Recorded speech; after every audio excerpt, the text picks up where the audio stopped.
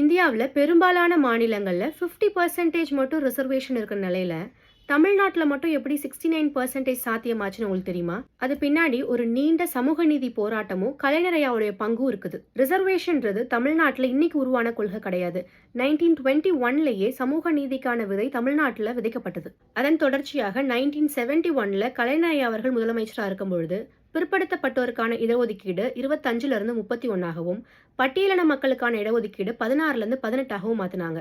அதன் பிறகு பல கட்டங்கள்ல நிறைய மாற்றங்கள் நடந்தாலும் 1989 to 90ல கலைஞர் ஐயா அவர்களுடைய அரசு மிக முக்கியமான ஒரு முடிவு எடுத்தது. 1989ல மிகவும் பிற்படுத்தப்பட்டோர் மற்றும் சீர்மரபினர் சமூகத்திற்கு 20%, பழங்குடியினர் மக்களுக்கு 1% இடஒதுக்கீடு வழங்கப்பட்டது.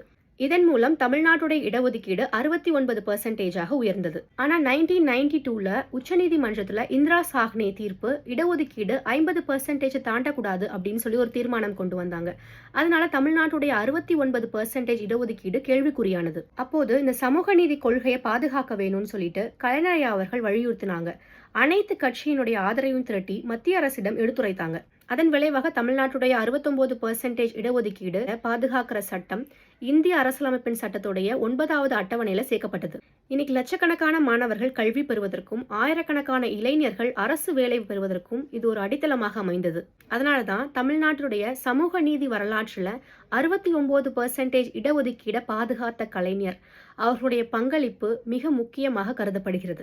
சமூக நீதி என்பது சலுகை அல்ல, வாய்ப்பு மறுக்கப்பட்டவர்களுக்கு வழங்கப்படும் உரிமை.